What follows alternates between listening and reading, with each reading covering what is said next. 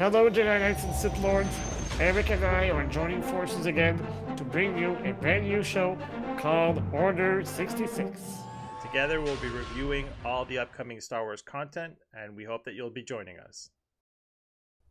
Hello, Jedi Knights and Sith Lords. Welcome to the second episode of Order 66, a show on which we cover all Disney Plus shows regarding Star Wars and movies that we are eventually going to get. Today, we'll be covering episodes 3 and 4 of The Skeleton Crew. Eric, what's your main appreciation of the episode? Well, I was pretty happy. It was continued to develop the story. I thought it was, exciting to watch. Enough going on, action and whatnot. To start off, I think that it kind of confirmed. I don't know if it's like 100%, but that what we thought, was it a trick or whatnot using the Force? It's probably not at this point, with Fern being skeptical I think it's safe to say he's not a Jedi, but I mean, he does seem to be Force sensitive. As the kids were discussing afterwards, whether he's using tricks and strings or whatnot, the way he was able to shut off the power, and afterwards it was just, I don't know. So that was one of the questions that I think we had heading into this episode. But other than that, I mean, I thought it was fun all around. We'll get to the ratings though at the end. So I really liked the little discussion they had on board the Alexander, their ship, when they were arguing if he was really a Jedi or not, and all the theories they were talking about. Maybe he used a rope. Yeah. Maybe it was magnets. It was all theories that we were talking about before that episode. So that was funny, and they kind of debunked everything, and we got confirmation that he really is Force sensitive. Yeah. But I agree with you. I don't think he abides by the code of the Jedi, but he's just a Force sensitive individual. There's a lot more people are Force sensitive in the, I don't know if you want to call it the Disney era of Star Wars. If you want to go back and talk about Finn and all this, it just seems like a lot of people are Force sensitive now. So, is it a little bit more commonly known or used or whatnot? I don't know. But it's not. I don't think it's out of the question that there was some kind of trick he was using.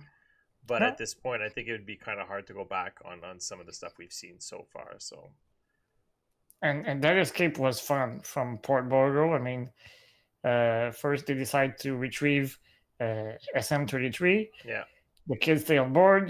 John goes by himself. He gets in a room full of droids. Yeah. That was fun because the first one he reactivates is a Death Star droid. I remember playing with the Kenner action figure when I was a kid, the all silver droid, and then he turns on a CZ droid, which is like one of the concept that our friend Brian Muir worked on for our first droid was CZ3 by at that time, and then he reactivates a battle droid, which gave me my first big laugh of the show because. Did we win? It was like, oh boy, that was so funny. To hear the voice too is just, I don't know. It's funny. Yeah. I think it's Matthew Wood, the guy who plays his voice. I think my memory is right. So, yeah, that was very, very funny. And then when they actually escaped with the ship, we both agreed that it was a little bit reminiscent of the Force Awakens, right? Awakens, yeah. It's still like the fuel line or something that's still attached to it, and it's kind of yanking on it. That gave me Force Awakens vibes immediately when I saw that. So, what about the whiplash that the line causes? Oh my god, on the port? That thing was insane. And what's the character with the wolf there? The guy doesn't even budge. Brutus. Brutus just stays there and not even like concerned that thing's flying all over the place. But it was pretty cool. I mean, that whole scene, I think, the good intro and everything to that episode. Leading off into the planet. What was the name of the planet they went on?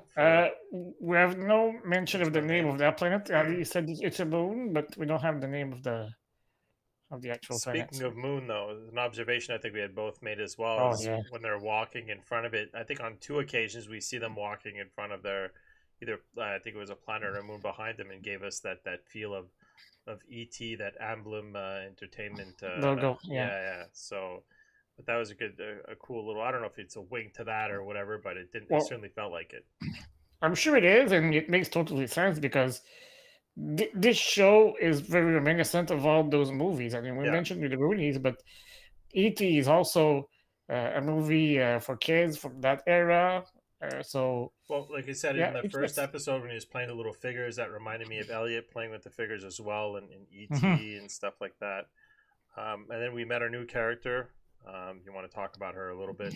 Yeah, Kh'ymm. We don't know the species yet, so I'm sure that the data bank will be updated in the upcoming days. But yeah, it's like a mix between an owl and a cat, and Yeah. her wings is like a little cape as well. So I like the design of the creature. I think it looks pretty well. I'm sure our beloved Phil Tippett is behind the puppetry and the animation of that creature. Maybe John Knoll, who's supervising the special effects. It felt a bit more CGI though, that one Yeah, yeah. perhaps.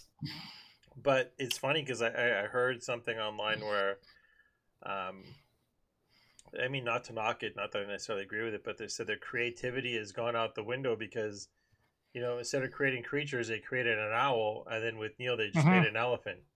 It's like, where's Yeah, the creativity with the aliens? And it's like, it's a good point. It's a good point. Like now, it's like they're not creating original; they're just creating animals that we have yeah. here on Earth. But like, I mean, that's nitpicking at this point, right? So Wait until you see the giraffes in episode 5. No, I'm just kidding. yeah, right.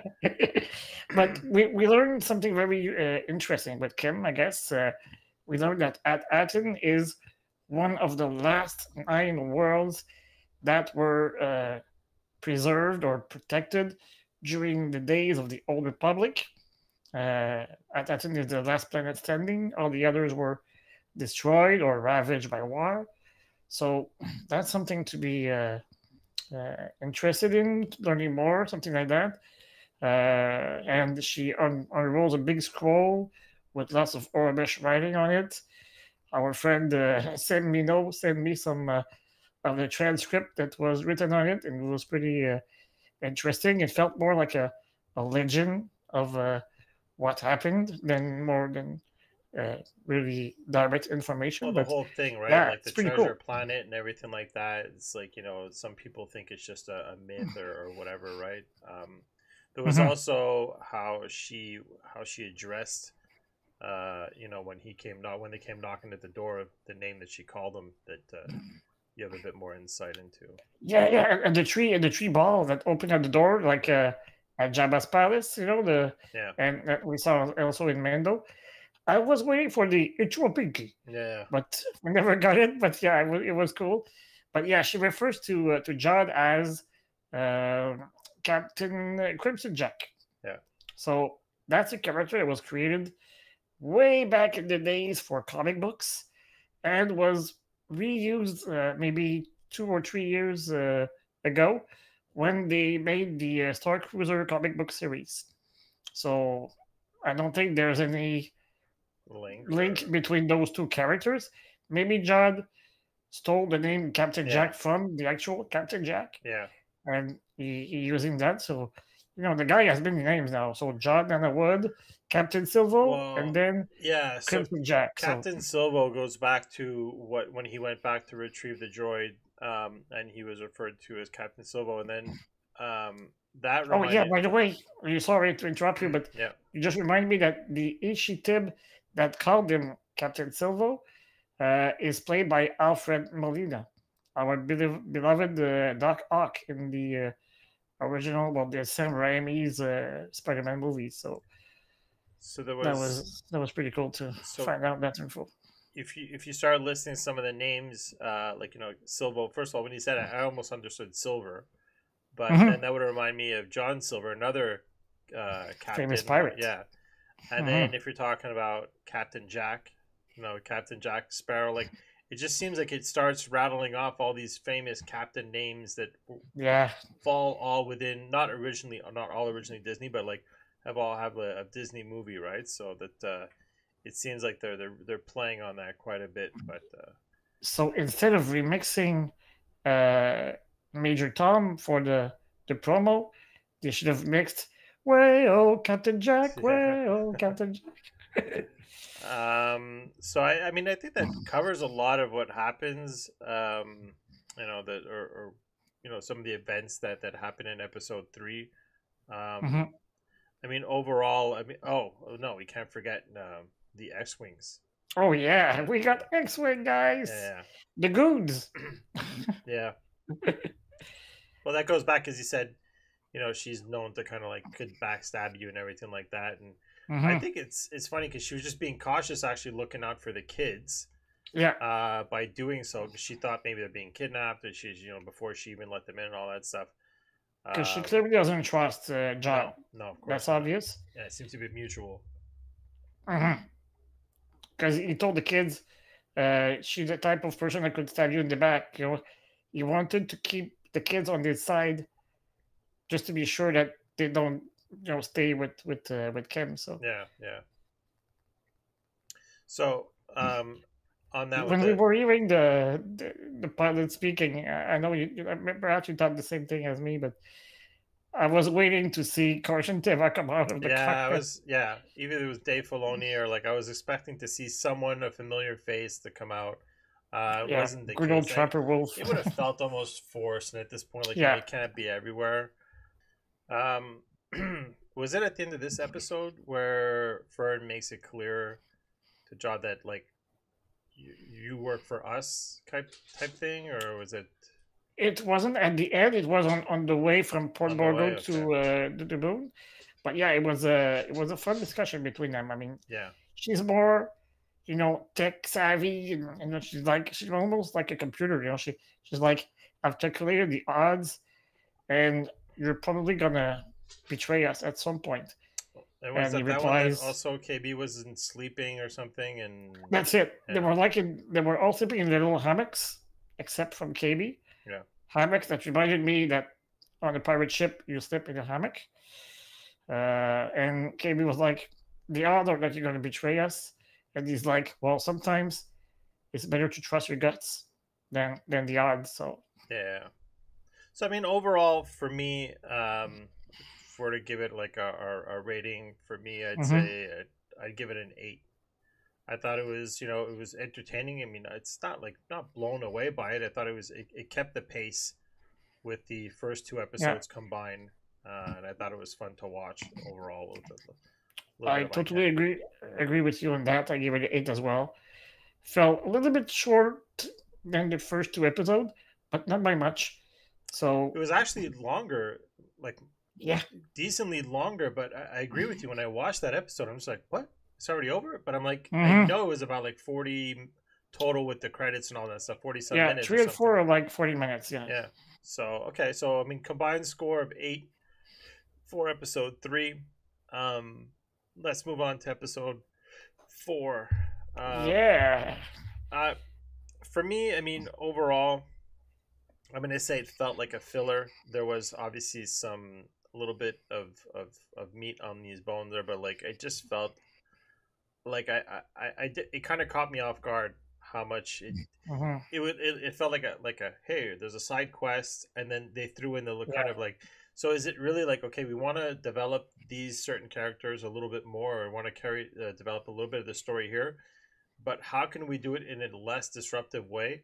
And then they just kind of threw in the rest, and I'm just like, I don't know about that. So, yeah. um, Because at the end of episode 3, Kim gave them a card, or John stole a card yeah, that were supposed to have the coordinates for at Aten. yeah, Turns out that when they arrive, we think it's at Aten because the planet is the same, but the planet has been ravaged by war, and we discover that it's not at Aten during the episode; it's at Akron. So it's which one is, of the other 8 planets that were used to be preserved. but I was relieved that, so we Oh find yeah. out about that later, like that there's multiple planets. But my God, when they first landed there, they're like, well, it's at Aden, but it doesn't look. And I'm like, oh no. And they're like, and there's a school, there's this, and I'm like, tell me this is not like a multiverse thing, like, or like a kind of like disrupting the timeline, Yeah. a la Back to the Future, where all of a sudden Mm-hmm. something happened, a ripple affected.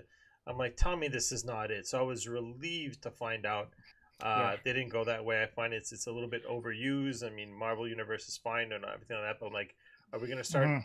Because I find a lot of the times it's a cop out. Like Yeah. So true.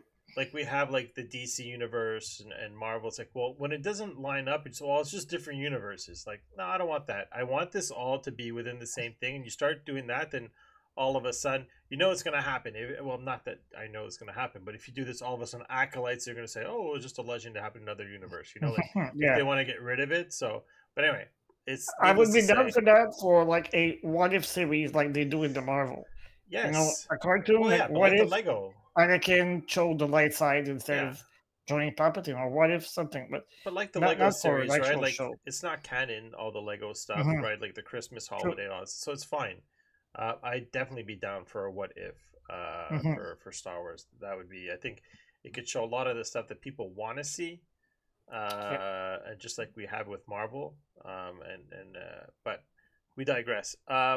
So in this episode, talking about character development, I think we had both mentioned when in our discussion was the main thing for me was how Fern started doubting herself. It's the first time she Yeah. looked vulnerable, not just a leader, kind of, I don't want to say schemer or whatever, but like she felt really vulnerable when she broke down and Because she always project the image that she's in control. yeah. She know that what she's doing. She's tough. Nothing scares her. And KB is just joining on the ride, but and we see her being vulnerable, admitting to Wim that I don't think I'm a good captain. I failed to lead you guys for a battle, and Wim is just like, well, you did much better than I would have done because I would have had us killed for sure. Yeah, so he admits to have his flaws. She admits to have But it's her an flaws. accumulation though, because you have Neil that seems to be able to build relationships. You have KB that was I obviously think very that the good with the sidekicks, if yeah, you well, allow me to exactly. call them sidekicks, they're KB was driving. yeah, and KB was able to shoot those targets, like looked like she was Yeah, a she was sniper, excelling. and yeah, so like Yeah. so she's starting to like doubt herself. I want to go back and rewatch her expressions maybe when this is going on, and if she's like Hmm. starting to have doubt earlier. And And Neil brings the innocence, the youth innocence, yeah, and the human side and the yeah, bigger hearts that he has. Because the kids on that planet are forced to act like grown-ups if they yeah. want to survive. They're given a weapon when they're like maybe 12, and they have to fight if you want to get their meal Well, the guy said it on their right. plates. Kids are like adults here, right? Children Yeah. are treated like adults here. So And when I saw him, give the food to the two younger kids, yeah, and we both know he was hungry on the ship. We were hearing his stomach making some weird sounds yeah. when he went. So it's like selfless act that he does. And what's her name? Haya. She notices it, and she sees the big heart that Neil Well, has, and yeah, she sees that's that why there's she another opens way, up to him. right? Yeah, Yeah. exactly. She's definitely kind of seeing that like it doesn't always have to be war, or battling. And she sees like probably wondering Hmm. like, wow, like how do these kids live, right? If True. and he keeps saying there's it's no one's fighting. There doesn't have to be fighting and whatnot. So, which is kind of weird because like during this whole war thing, when Job is there and he gets out of the ship, I thought it was kind of like weird how they're all like, almost standoffish and then they just completely disappear. And he True. shows up with their cows or whatever, they're kind Yeah, of the like, EOPs. Yeah, yeah, just shows up and you don't even see him anymore. It's like, whoop, they're gone. And it's like, and I'm not sure that John. I'm not sure what he did. I'm not sure that he paid them off. What if he killed them? that's so I was wondering the same thing because he was with he, he, SM-33. he Like, was like, "Just shoot me." He was. He had his yeah, hand in the air. Just shoot me, and I was like, it was, and then "Okay." all of a sudden, here we go. And I was like, Oh yeah, okay, I paid them off with your credits. Well, yeah. But for me, like, not so sure. A couple of interesting points, and we've already touched like a little bit of the development that we saw. I think Neil had some good screen time, um, showing Fern like kind of like being a bit more vulnerable and whatnot. But overall, the rest of the stuff, like it just seemed like a lot of filler to me, and that's why I was kind of Hmm. disappointed with this episode compared to the other three, because I thought the other three we just spoke Yeah. about, I thought it had a good pace. But I mean, I think I won't get too great. Again, I was happy that it didn't end up being a multiverse or a time travel Oh yeah. thing Hmm.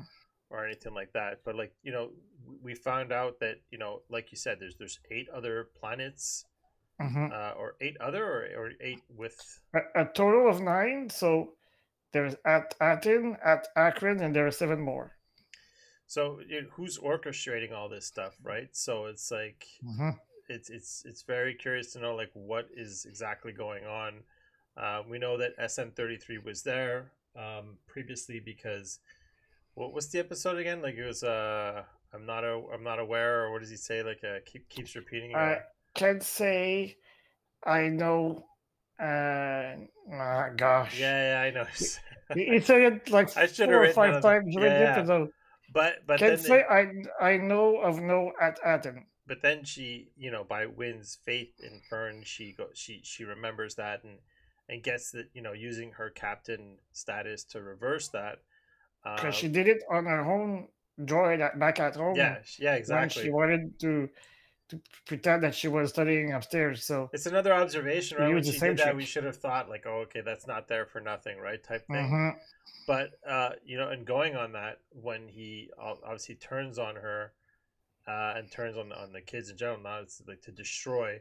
I had a it might not be related at all or even a wink to it, but I had vibes of Back to the Future when he said, oh, I was told that if someone ever comes in and asks me for this, then I should destroy them. And it reminded me of when Biff Whoa. was in the future and he tells Marty, he goes, the old man who gave me this book said, keep it in the future. Someone's going to come looking for you, either like a crazy old doctor or whatever, or a Hmm. scientist or young kid's going to come looking for this. And if you do, get rid of him.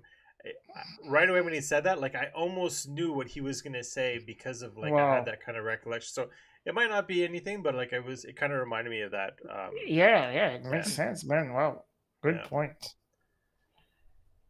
There was another thing I think it was the that we spoke about as well was the big gun that Oh kind of yeah. came out on the planet. We'll go back to the tower True. after, but the big gun for me, that was the only part in all this series that the special effects looked a little. They were still good, but it didn't feel like I thought cinema. the gun was too big to fit in the dome. Yeah, it kind of looked, and When it you was look at just the perspective. that small little thing that turned it to open it. But I mean, we're obviously nitpicking Hmm. there, but that was I think one of the only parts that I thought looked a little bit off to me. But one thing is for sure, and maybe we can use the same theory as for the droid that Fern is reprogramming, like we saw in the first episode. That big gun, I mean, this planet is a mirror of Aten. Yeah, So Aten has to have such a big gun, and I'm sure that at some point, maybe episode 7 or 8, it's going to come very handy to repel perhaps a pirate attack yeah. I mean, because at some point. who would know about this gun, right? I mean, I would say most of the I'm sure the population parents don't probably even know about it. well, exactly, right? So, that's going to be curious, and I think it was the first episode we didn't get to see any of the parents in it, right? Hmm. And I'm gonna go And back. Neil is going to be the hero and say, "Hey, we must have a big gun like this," and he's gonna. I'm gonna go back real quick to episode 3, Okay. and I just thought of this now how social media and stuff like that were like, well, wait till you see what happens because people were talking about it's not woke and all this stuff, and people were saying, well, wait till you see what happens in episode 3. I don't know if you remember that, but people are saying, oh, they're gonna Hmm. have same sex couple and stuff like this, and so and then we saw him right at the Yeah, beginning of the episode, and it had no impact whatsoever. But people were of course already not. hating on the damn thing because they knew that there was going to be same sex parents or something like that. And I'm just like, Man, it for me it kind of Come just it on. just goes to prove that, like, all the hate and the pointing of fingers for the acolytes. It's like, listen, it doesn't matter. No one cares. The acolytes, a lot of people just genuinely didn't like it. I didn't like it. Yeah. And it had nothing to do with that. And look, this show is getting nothing but good reviews, and you have that in there. Mhm. No one cares. No one cares. People care about good writing and good stories and That's good it. good productions visually and Good fun. acting. Yeah, exactly. And that's all we wanted. So it just kind of like brought me, and on that note, to talk about the parallels with when I was saying, well, the special effects kind of looked a little bit for that gun. But the thing is, one thing I thought of is, like, there's so many damn extras in this show. I find it's Yeah. always very well populated and with people. And as Nico had said, where's that $260 million? Where did that even go for the acolytes? Hmm. I don't know how much they spent for this show, but they spent it very well, because I think that the I think the budget cinematography, was half of it. I think that so far it looks great. I Hmm. find overall, I never think I'm never picking it, like, nitpicking that much stuff out of, like, and obviously there's a lot of cast, the special effects that they're being true to and all this stuff. I just find like it seemed like, we're seeing the results of money well spent in a show that's well produced, right? So Perhaps the caterers didn't know that Skeleton Crew was going to be a Star Wars show, so they did boost the yeah, price. exactly. But to finish and wrap up maybe with episode 4 is like talking about the towers and how Yeah, because SM-33 had scraped off that big the room, there's like 9 pillars, yeah and on each pillar there's coordinates for all the other planets, and the one for at Aten has been destroyed, and we find out literally moments later that it was SM-33 who destroyed it at the request of his former captain, yeah which is who knows for yeah. now. So, I think the age of that captain would be almost irrelevant to this story anyway, considering mhm, how far back you'd have to go. But I think it can create some, what's going to happen in the next episodes, because if all the towers are identical, then you they have could travel typically, to what the other yeah, you would planets. have 7 other towers you can go to get the coordinates. And Mhm, then, but if it's as populated as Aten is, you know, how are you going to get in there? And even then, mhm. who's in there? Is it, like you said, the not the administrator, but like the supervisor or whatever, like whoever's overlooking, or is that who's in that tower? And it would be obviously more difficult. But they have coordinates for 7 other planets uh, Yeah. on that. So my guess is that we're going to find out more about those other planets. Perhaps that the other ones, the coordinates will be destroyed, and they will find it at the very last one, or Yeah, they want to keep us, a little suspense. But yeah, can't wait to see all the other planets. Because in the trailer, we saw a planet that looked a lot like Cantobite. So I wonder. I know it's not Cantobite, but the the luxury and it the could. fountains and It's not uh, for sure, or I mean, I guess it could. well, it could be, but I Yeah, don't think it is. yeah, Might be just another planet, but yeah. So can't wait to see what's coming up. We had the half point of the series, yeah. so it was the mid season yesterday. So can't wait to see what the final 4 episode will bring. We're starting to see some chemistry between the kids and even Judd. So can't wait to see what's coming up next. So, what was your rating for episode 4? We won't combine them like we did the first two. I think the first two was Mhm. more of a launch. They were more together, but Yeah, it was one big episode yeah, to my eyes. So for this one, it's a little bit lower. I'm gonna go with big 7 for that one. 7. I I I'm going with the 6.5. I almost feel generous. Okay. I just I don't want to. I'm definitely not hating on it. It really felt like it was a filler episode. I think to me it would be more of a 6. I gave it a 0.5 because it's Star Wars. The same way I won't give it a 7 just because it's Star Wars. I think it's just Mhm. overall, if you were to show just that one episode to someone, and say, "Hey, did you check out watch this show?" They'll be like, "Okay," like that's not Hmm. catching anyone's attention, right? Yeah. Like so.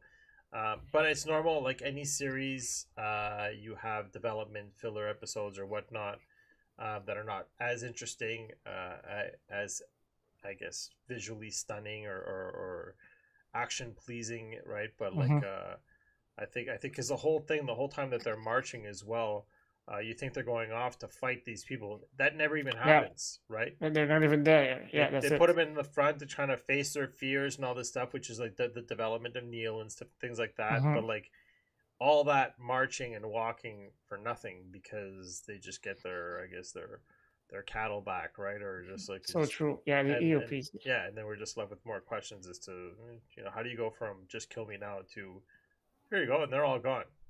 Hmm. So I don't know, Yeah, curious to that's see. a bit suspicious. Yeah, Yeah. And the only reason I give it a 7 instead of a 6.5 is that personally I like the fact that they were talking about, kids should not be having to fight. yeah, They should be playing in the streets and having fun. And the overall message, it kind of reminds me of the situation in Ukraine or Syria or yeah. anywhere else in the Anywhere, world where kids are forced to take arms. And it kind of moved me just to see Neil sitting on the rooftop with his legs yeah, on the ledge, yeah. and so yeah, Got his first it little moved kiss me. there at the end too. Oh So yeah, yeah, I thought the other kids would tease him. Ooh, yeah. Neil's got a But girlfriend, I thought it was, something like that. with our combined score, it gives an overall 6.8. Hmm. It's not hating it by any means. No, Like I said, it could have gone maybe a little bit lower, but I mean, it's fine. For me, it was just okay. It's fine. Let's just see what happens next. I think overall we were probably still in the like. I think I'd have to do the math, but I think we're still around 8 overall of the series for the first half. cool.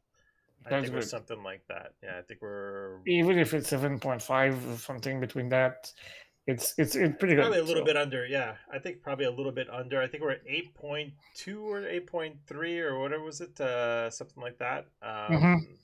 But or 8.3, I forget, or whatever it was. So I think that like we're hovering around the 8. So we're still really liking it. I think it's Yeah. still. I didn't go look at any of the ratings or anything from the other outlets or And I'm channels, still but excited for what's coming up next too. So. yeah, I mean, I will be disappointed if there's another filler episode with 4 episodes Hmm. left, but I think so far I'm enjoying it. It's just I know like I watch this with Jackson sometimes, and it's not an episode. I'll Hmm. be like, oh no, you gotta watch this, right? I'll be like, okay, you can catch up with this in the next one, right? So. And then the timing of our next one now. So if we're going to be doing another 2 episodes, Yeah. So next episodes they're gonna come out on Christmas Eve and New Year's Eve. So I hope you guys don't expect us to come with a show on New Year's Day.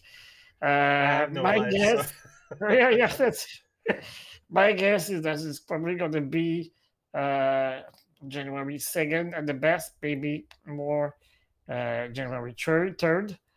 Uh, I think it's going to come around that time. yeah, Uh, makes more Taking, sense. I mean, if yeah, we, makes we more sense. typically do our little thing on the Wednesday for a Thursday, so it might not affect the release. I mean, again, And, not that we I'm want to be always. prepared when we talk to you guys. So, uh, obviously, I'm going to need some time to unwind from the holidays and get back on the saddle for the last part of the series. So yeah, something near January 2nd or 3rd is gonna be our next show. So on that note, Speaking of the holidays, yeah. Eric, I want to wish you and all our viewers happy holidays, Merry Christmas, Happy New Year, lots of health for 2025, joy, and why not a little bit of money for Yeah, 2025? Never have too the much, right? collection has to continue growing. Yeah, So yeah, the yeah. Have to same keep to you and going. yours and all of our viewers, and enjoy the series, and we'll see you on the in 2025. All right, guys. May the force be with you.